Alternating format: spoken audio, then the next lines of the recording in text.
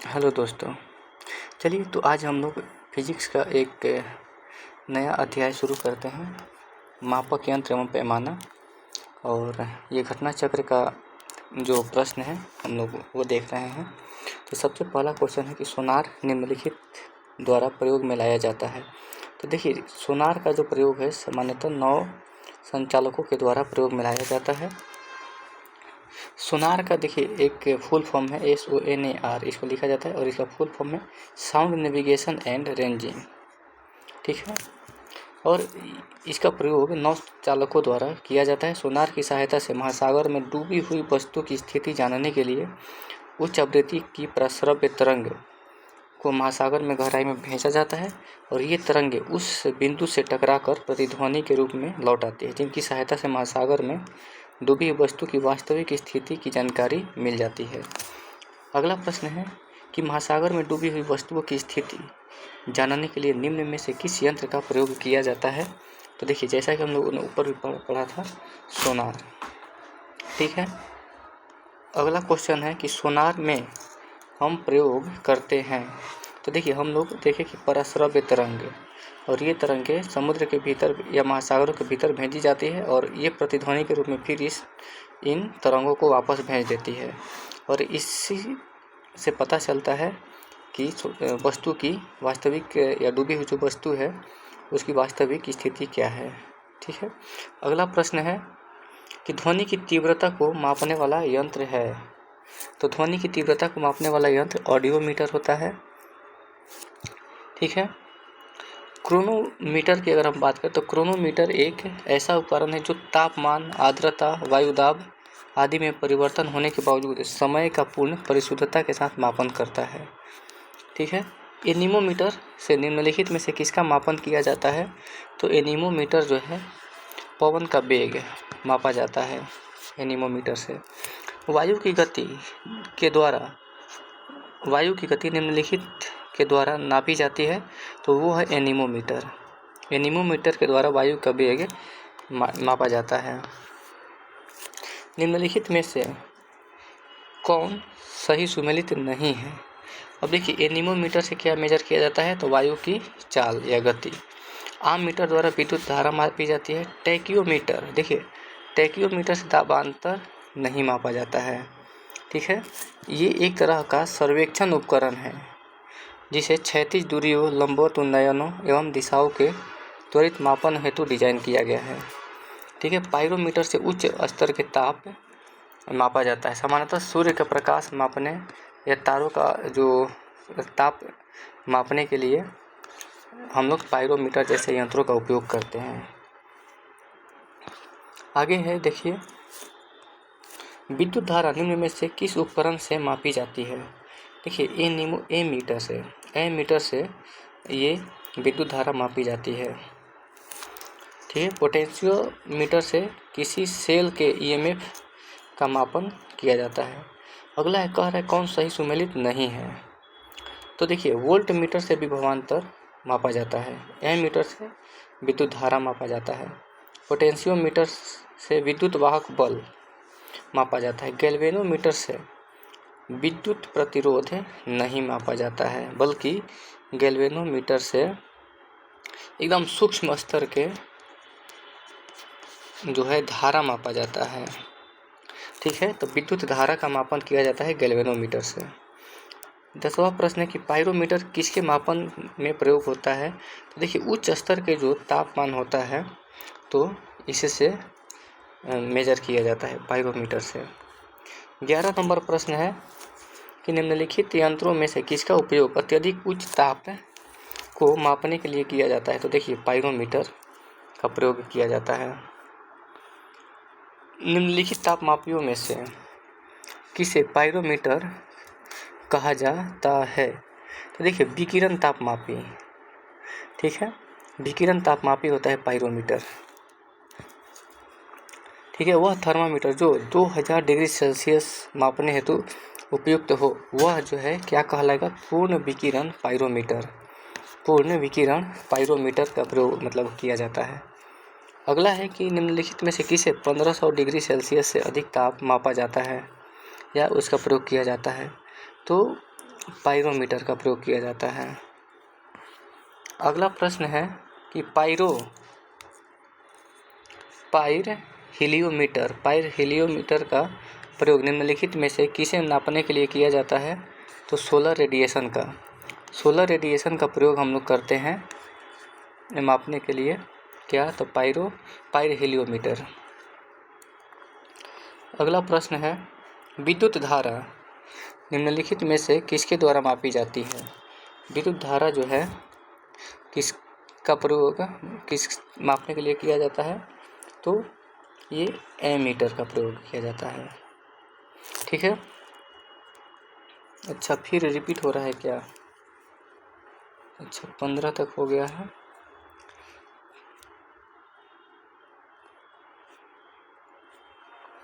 चलिए फिर हम देखते हैं कि मैनोमीटर के द्वारा क्या मापा जाता है? तो मैनोमीटर का प्रयोग जो है किया जाता है गैसों के दाब को मापने के लिए हम लोग मैनोमीटर का प्रयोग करते हैं। ठीक है। अगला प्रश्न है कि देखिए मिलान करने के लिए दिया है कि एमीटर का प्रयोग जो है देखिए धारा मापने के लिए किया जाता है। ए का दूसरा हो गया, यानी कि ए का माफी चाहता हूँ। देखिए एमीटर का प्रयोग जो है धारा मापने के लिए किया जाता है, तीसरा नंबर हो जाएगा। ठीक है। अब देखिए इसमें तीसरा ऐसे भी ये बी ऑप्शन सही हो गया।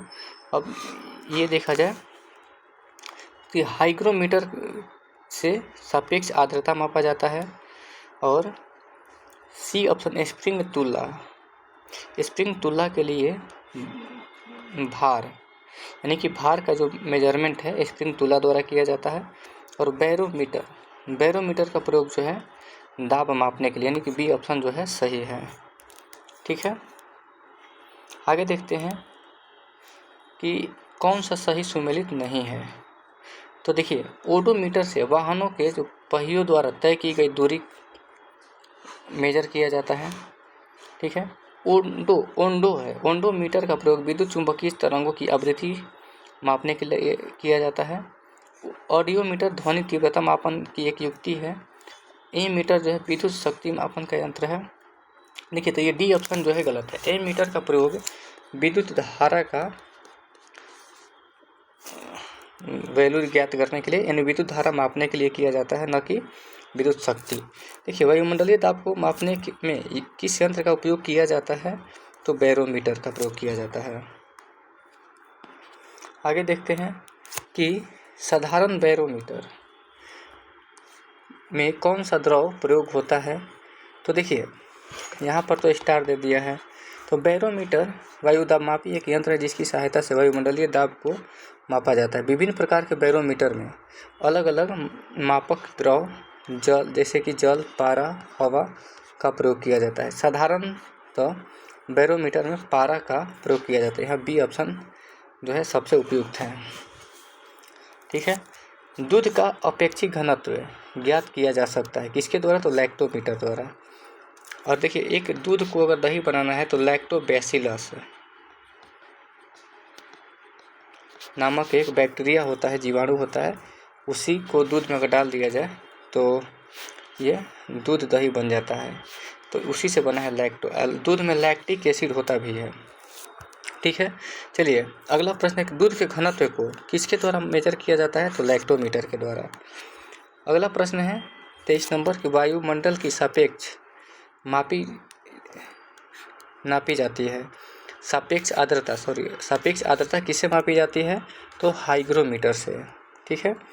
हवा में आर्द्रता को मापने के लिए कौन सा उपकरण प्रयोग में लाया जाता है? तो बी ऑप्शन हो जाएगा हाइग्रोमीटर। अगला प्रश्न है कि हाइग्रोमीटर का प्रयोग किस लिए किया जाता है? तो वही हो जाएगा वातावरण की आर्द्रता किस उपकरण से मापी जाती है? तो हाइग्रोमीटर।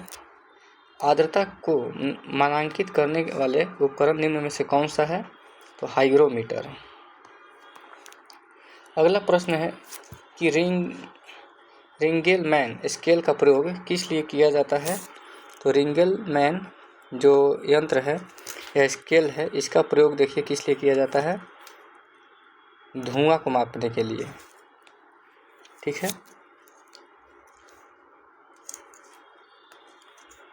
रिंगेलमैन स्केल का प्रयोग धुएं के घनत्व मापन में होता है। इसका विकास कृषि अभियांत्रिकी के क्षेत्र में फ्रेंच प्रोफेसर मैक्समिलियन रिंगमेल द्वारा किया गया था। तो ये ध्यान रखना है कि रिंगेलमैन स्केल का प्रयोग जो है धुआं के घनत्व को मापने के लिए किया जाता है। अगला प्रश्न है कि निम्नलिखित में से कौन सही सुमेलित है। तो देखिए, थर्मोरेसिस्टर जो है ये सुमेलित है, इलेक्ट्रॉनिक थर्मामीटर होता है ये। ठीक है, संधारित्र, चलिए तो ठीक है, ये ऑप्शन सही है। अगला प्रश्न है इलेक्ट्रोइंसेफेलोग्राम EEG निम्नलिखित में से किसकी निगरानी के लिए उपयोग में होता है। तो मस्तिष्क, ठीक है, मस्तिष्क के निगरानी के लिए किया जाता है। अगला प्रश्न है कि निम्नलिखित जो दिया हुआ है उसको मिलान करना है। तो देखिए, सबसे पहली बात कि स्टेथोस्कोप, ये हो जाएगा हृदय की गति मापने के लिए, तीसरा नंबर। ठीक है, दूसरा है स्फिग्नोमैनोमीटर का जो प्रयोग है वो रक्त के चाप को मापने के लिए किया जाता है। एक है कैरोटोमीटर का प्रयोग जो है सोने की शुद्धता, सोने को कैरेट में मापा जाता है। ठीक है, और 24 कैरेट का जो सोना होता है वो शुद्ध होता है। एक है लक्स मीटर का प्रयोग जो है प्रकाश की तीव्रता मापने के लिए किया जाता है। अगला क्वेश्चन है 32 नंबर की रक्तदाब नापने के लिए किस यंत्र का प्रयोग होता है। तो बी स्फिग्नोमैनोमीटर। प्रकाश की तीव्रता नापने के लिए जिस उपकरण का उपयोग किया जाता है उसे कहते हैं तो लक्स मीटर। रडार उपयोग में लाया जाता है। तो रडार का उपयोग क्यों होता है। तो देखिए, रेडियो तरंगों द्वारा वस्तुओं की स्थिति ज्ञात करने के लिए, रेडियो तरंगों के द्वारा वस्तुओं की स्थिति ज्ञात करने के लिए। एक हम लोग पढ़े थे सोनार किस लिए था। तो समुद्र में या महासागरों में जो डूबी हुई वस्तु है उसकी वास्तविक स्थिति की जानकारी प्राप्त करने के लिए हम लोग उसका प्रयोग करते थे। अगला प्रश्न है कि कौन सी राशि रिक्टर पैमाने पर मापी जाती है। तो ये भूकंप की तीव्रता को मापा जाता है। भूकंप की तीव्रता मापन किया जाता है रिक्टर पैमाने पर। अगला प्रश्न है कि रिक्टर पैमाना मापने के लिए प्रयोग होता है। तो ये भूकंपीय लहरों का आयाम। अगला देखिए, यहाँ पर दिया है कि कौन सा है जो सही सुमेलित नहीं है। ठीक है, तो देखिए, सेल्सियस तापमान को मापता है, किलोवाट आवर विद्युत, ठीक है, विद्युत मापता है। RS गुणांक, RS जिसको फैक्टर भी कहा जाता है, रक्तचाप मापता है या रक्त मापता है। ये रिक्टर पैमाना आर्द्रता नहीं होता है बल्कि यहाँ पर भूकंप हो जाएगा। ठीक है, चलिए आगे देखते हैं कि निम्न में से भूकंप मापी यंत्र कौन सा है। तो सिस्मोग्राफ है। निम्नलिखित में से किस यंत्र का भूकंप तरंगों के मापन के लिए प्रयोग किया जाता है। तो सिस्मोग्राफ। निम्नलिखित युग्मों में से किसके द्वारा भूकंप की तीव्रता मापी जाती है। तो सिस्मोग्राफ। सिस्मोग्राफ क्या रिकॉर्ड करता है। तो भूचाल। ठीक है, 43 नंबर प्रश्न है कि सुमेलित कीजिए। तो चलिए सुमेलित करते हैं। देखिए, भूकंप मापने के लिए किसका प्रयोग होता है। भूकंप जो है सिस्मोग्राफ से मापा जाता है। प्रतिरोध जो है ओम से मापा जाता है। विद्युत धारा एमीटर से मापा जाता है। ऊंचाई जो है अल्टीमीटर से मापा जाता है। ठीक है, अब मिलान कर लेना है। ए का 2, बी का 3, सी का 1, डी का 4। ए ऑप्शन सही है। ठीक है, अगला है 44 नंबर प्रश्न कि यहाँ सुमेलित कीजिए। ठीक है, तो यहाँ भी सुमेलित करते हैं। तो देखिए, फैदोमीटर से क्या मापा जाता है। तो समुद्र की गहराई। बैरोमीटर से क्या मापा जाता है? तो वायुमंडलीय दाब, एटमॉस्फेरिक प्रेशर। हाइग्रोमीटर से क्या मापा जाता है? तो ये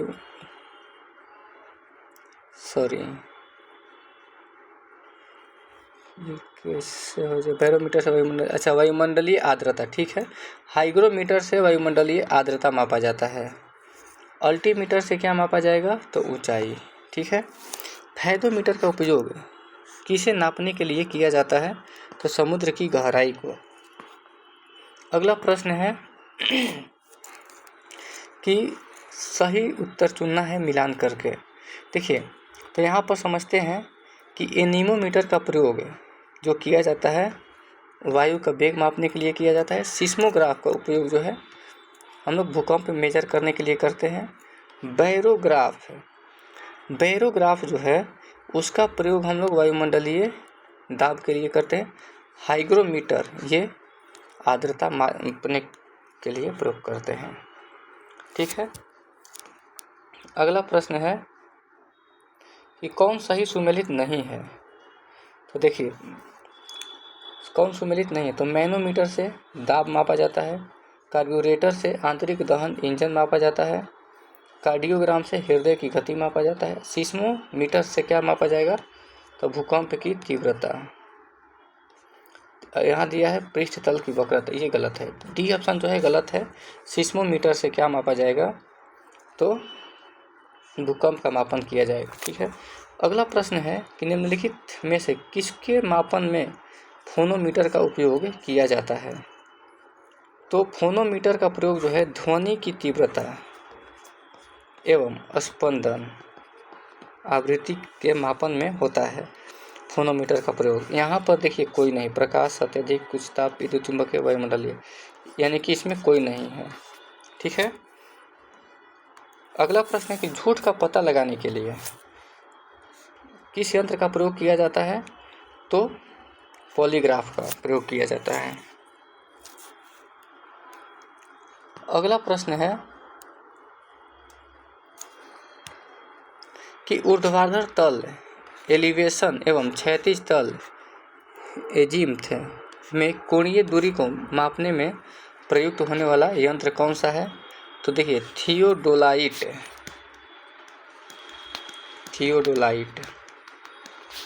तो चलिए, ये वाला जो टॉपिक है ख़त्म हो गया। अगला जो चैप्टर है यांत्रिकी, जिसमें हम लोग द्रव्यमान, बल, त्वरण, कार्य, ऊर्जा, संवेग, गति, ये चैप्टर भी हम लोग पढ़ चुके हैं। अगर ये वीडियो आप लोग जैसे कि अगर कोई भी समस्या आ रही है इन सारे टॉपिक्स में, तो आप मेरा वीडियो जो है चैप्टर वाइज दिया गया है उसको देख सकते हैं। चलिए, बहुत बहुत धन्यवाद।